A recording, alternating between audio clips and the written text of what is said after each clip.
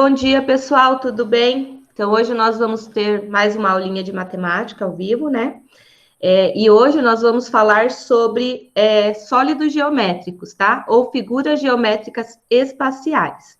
Para isso, a prof trouxe aqui para nós uma apresentaçãozinha de slide, para a gente conseguir acompanhar ali melhor. Então, como eu disse para vocês, figuras geométricas espaciais. Gente, a respeito desse conteúdo, nós não temos muitas novidades, né? Porque nós já trabalhamos sobre esse assunto em outras épocas, certo? Então, o que são figuras geométricas espaciais? São aqueles sólidos geométricos, né? Também conhecido como sólidos geométricos, que eles têm 3 dimensões. Então, eles apresentam um volume, né? Ocupam um lugar no espaço. Então, eles têm que apresentar comprimento, largura e uma altura, tá? Esses sólidos geométricos, eles são classificados em poliedros e não poliedros. Aí a prof trouxe aqui alguns exemplos para vocês desses objetos, como, por exemplo, o cilindro, o cone, o cubo, as pirâmides, né? São todos poliedros. A esfera é um exemplo de não poliedro, né? Então, aqui a gente tem vários objetos que nos lembram essas figuras geométricas espaciais, ou sólidos geométricos. No nosso dia a dia, a gente tem muito desses objetos, né, presente na nossa vida, como, por exemplo, quando eu pego uma caixinha de remédio, né, ali eu tenho o quê? Um paralelepípedo, certo? Quando tem os dados que a gente usa para jogar, né, para fazer brincadeira, são cubos perfeitos. O próprio formato de algumas casas, né, como chalés, por exemplo, também lembram para nós figuras geométrica espacial. Tem algumas torres que são em formatos circulares, que lembram cilindros, né? Então, outras que lembram cones, o chapeuzinho de aniversário são objetos que nos lembram cone, a bola, os planetas nos dão a ideia de uma esfera.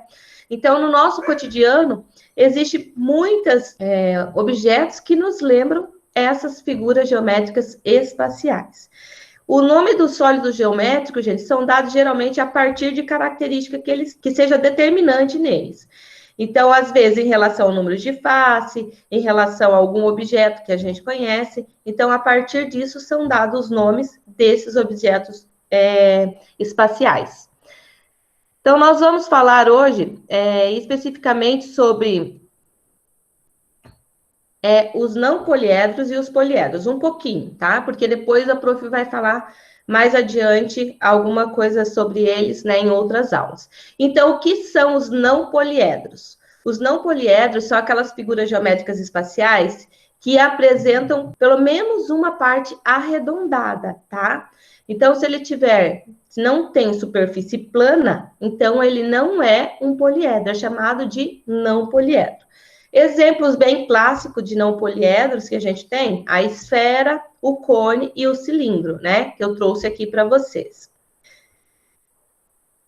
Uma curiosidade sobre os não poliedros é que eles também têm um nome determinado de suas partes. Então, a prof trouxe aqui o cilindro e o cone para apresentar para vocês. Então, o cilindro, os elementos deles são a bases, né? Que são duas bases aqui, ó, paralelas, formadas por círculos, né? E esta parte, a superfície não plana, que é como, vamos dizer assim, o corpo desse não poliedro, desse objeto espacial.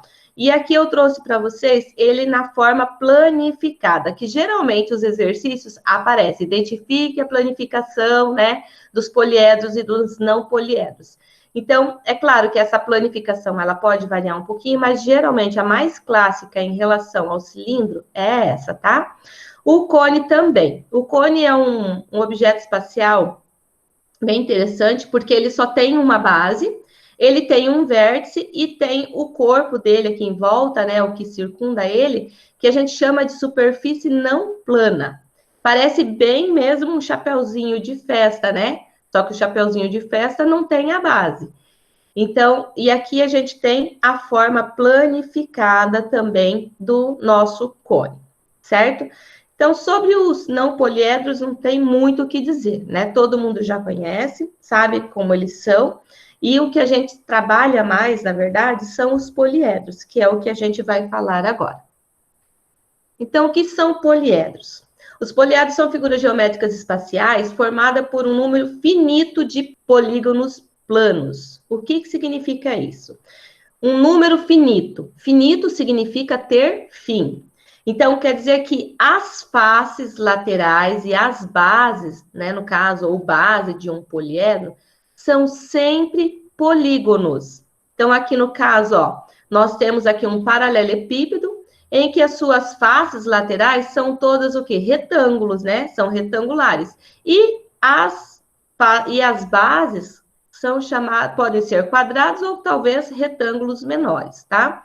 Aqui a gente também tem um prisma de bases triangulares, né? Ó, seriam as bases, e o entorno dele é sempre o quê? São sempre retângulos, tá, gente? No caso da pirâmide, muda um pouquinho, porque a pirâmide, ela vai ter um polígono qualquer na base, e as faces laterais dela sempre vão ser triangulares, então sempre vai ser formada por triângulos, tá? E de acordo com essas características, esses poliedros, eles são até classificados, que a gente vai ver um pouquinho mais à frente. Então, a prof trouxe aqui, ó, o paralelepípedo, o prisma de base triangular e a pirâmide de base quadrangular são exemplos de poliedros. Então, como a prof estava falando ali, ó, os poliedros, eles têm alguns elementos importantes, que são as faces, que são o que? Cada uma das faces laterais que formam o nosso poliedro. Então, são aqui, ó, essas partes, isso aqui, são todas faces de um poliedro. Como vocês viram e como a prof falou antes, são o quê? São formadas por polígonos.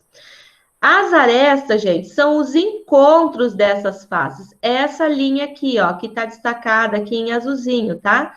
Então, isso aqui é uma aresta. Eu tenho o encontro da face superior com a face lateral aqui, ó, tá? E forma, então, o quê? A nossa aresta. E o vértice é o ponto de união dessas três arestas que formam aqui, ó. Então, aqui eu tenho o vértice no pontinho vermelho, tá? Então, esses são os três elementos que formam um poliedro. É muito importante saber isso, porque mais para frente nós vamos aprender uma relação chamada relação de Euler. Esta relação, ela traz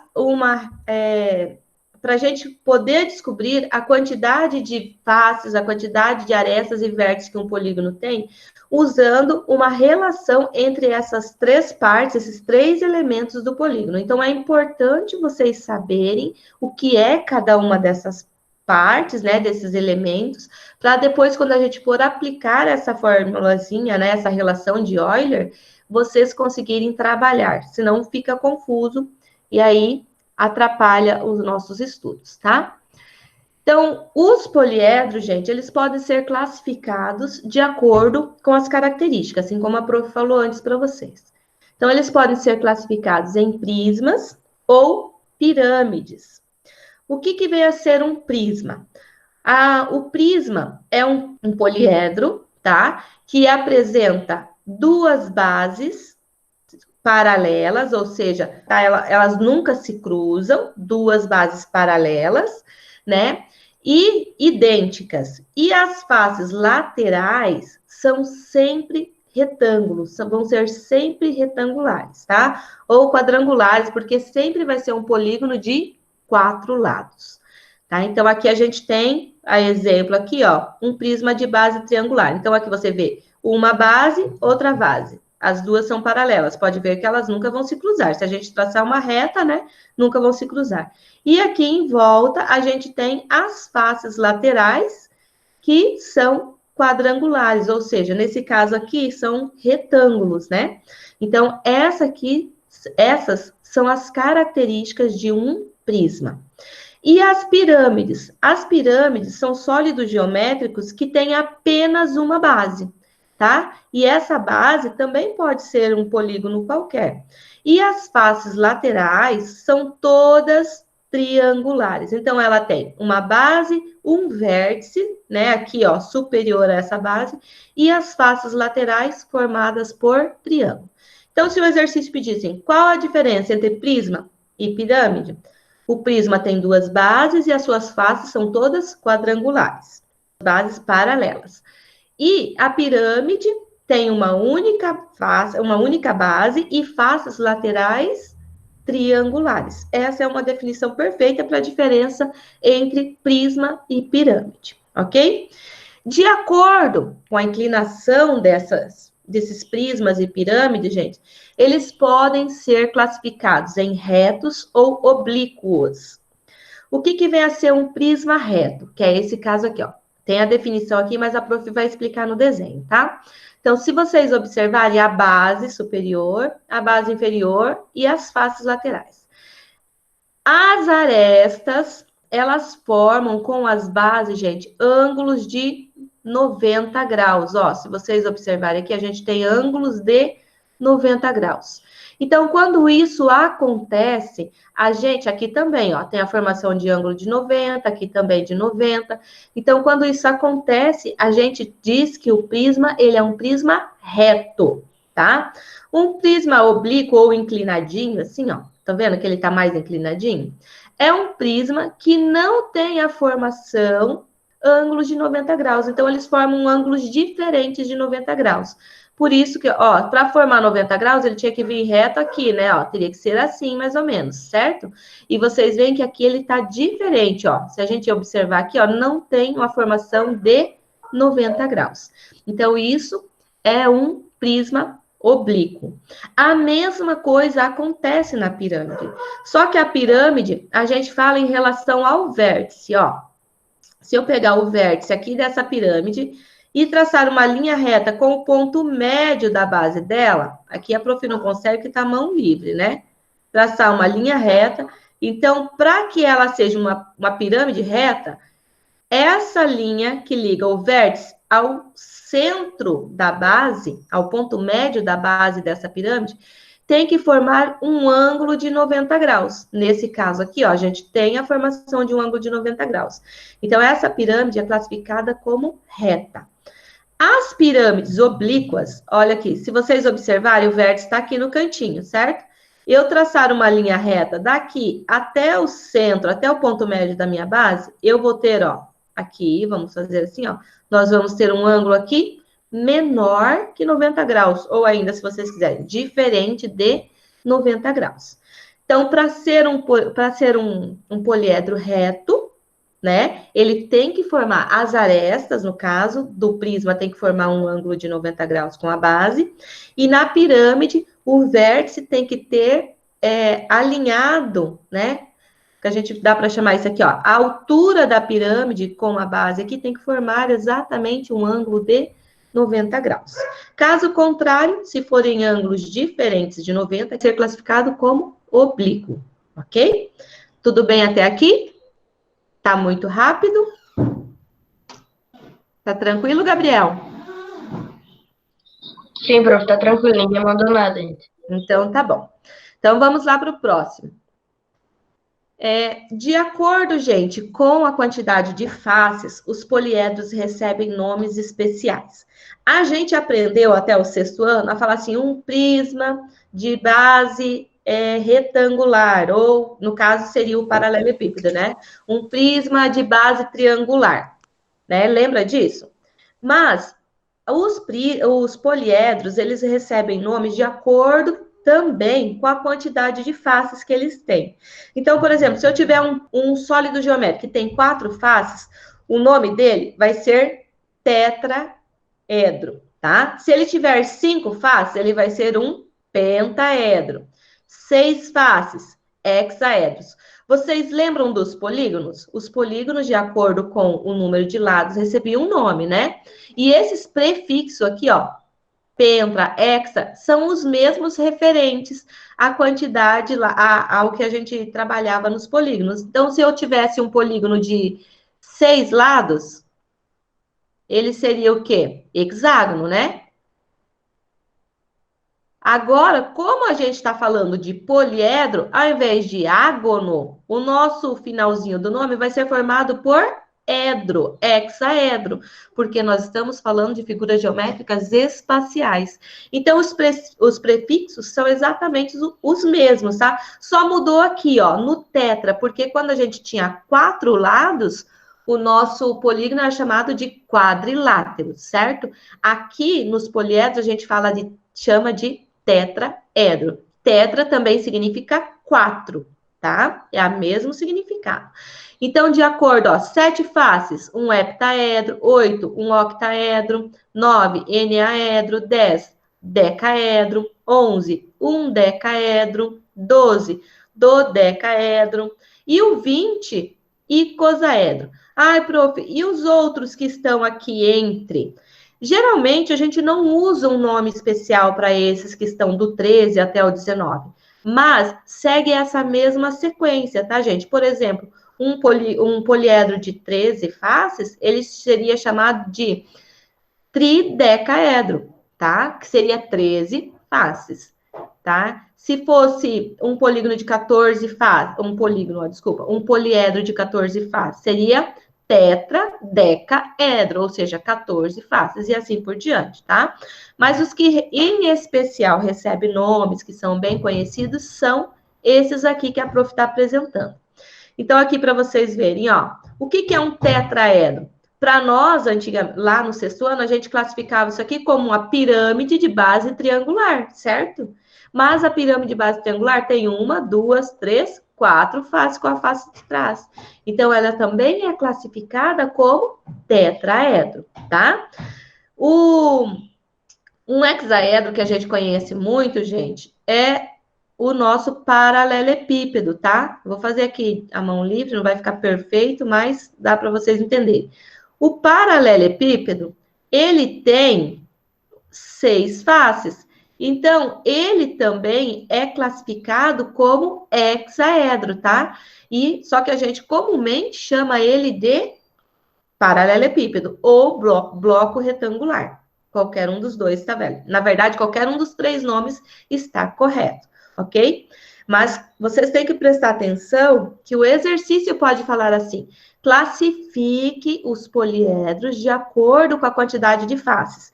Se for esse tipo de questão que tiver lá no exercício, aí vocês têm que colocar o nome de acordo com a face. Olha o icosaedro aqui, é um poliedro de 20 faces, né? Daí nós temos o dodecaedro, tem 12 faces, e o octaedro, que tem 8 faces. Daí vocês vão ter que pôr nomes nesse formato. Tranquilo? Então, vamos lá. Aqui, ó, a prof trouxe para vocês algumas aplicações dos poliedros, dos sólidos geométricos nos nossos dias.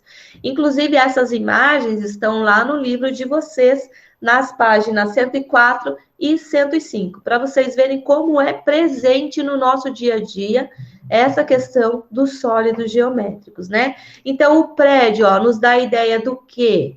De um paralelepípedo, né? Ou de um hexaedro. Aqui nós temos, aqui tá, edifício, sede da Organização das Nações Unidas, nos Estados Unidos, né? Aqui nós temos no Paraná mesmo, ó, a Catedral de Londrina, né? Parece um prisma de base triangular, né? Do jeito que a gente está vendo aqui o formato. Aí nós temos aqui a entrada do Museu de Louvre, em Paris, que é uma pirâmide toda formada por vidros, né? Nós temos aqui o Ericsson, né, o Globe, em Estocolmo, na Suécia. Temos também a Torre de Westerfeld, em Frankfurt, na Alemanha. Não sei se eu estou falando correto, tá? E um exemplo bem bacana, que aqui pertinho da gente, é a Catedral de Maringá. Quem já teve a oportunidade de visitar, né, conhece Maringá, já viu lá essa catedral. Ela é um ponto turístico, inclusive, na cidade, né? Tem um formato enorme de cone, tá? Então, gente,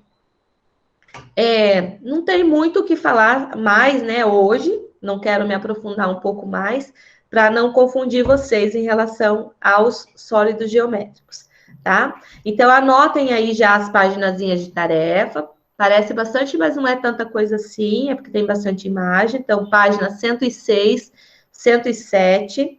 110, 111, 112 e 113, tá? Da nossa apostila.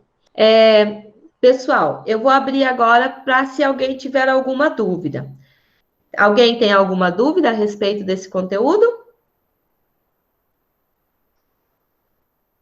Prof, qual que é a página da tarefa mesmo? Página 106 e 107. Uhum. Daí nós vamos lá para a página 110 e 111. Sim. Acho que eu pulei aqui algum. Eu acho que, E não é da 106 e 113? eu acho que é, né, Ana? Pelo que eu vi, sim. Eu acho que sim. Deixa eu voltar ali que eu já digo para você, Evelyn. Tá. Vamos voltar aqui.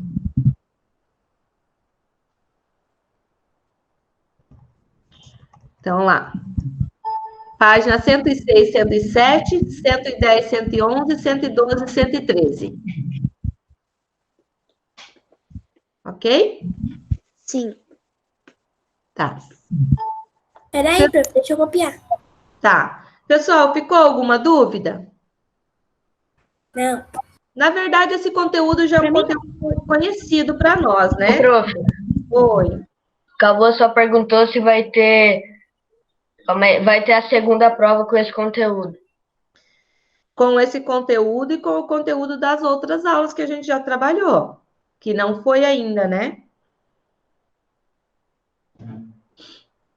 Posso, Ana, tirar? Pode. Tá. Na apostila de vocês, gente, tem algumas leituras complementares sobre poliedros, né? Sobre os sólidos geométricos. Façam a leitura da apostila, tá? Utilizem o que está lá também. Assistam novamente a nossa aula para poder fazer as atividades. Assim, qualquer dúvida que vocês venham ter, pode mandar para a prof no WhatsApp, que a prof ajuda vocês. As páginas que foram puladas lá, que a prof não passou de tarefa, não é para fazer. Porque a prof vai fazer outra aula com vocês falando.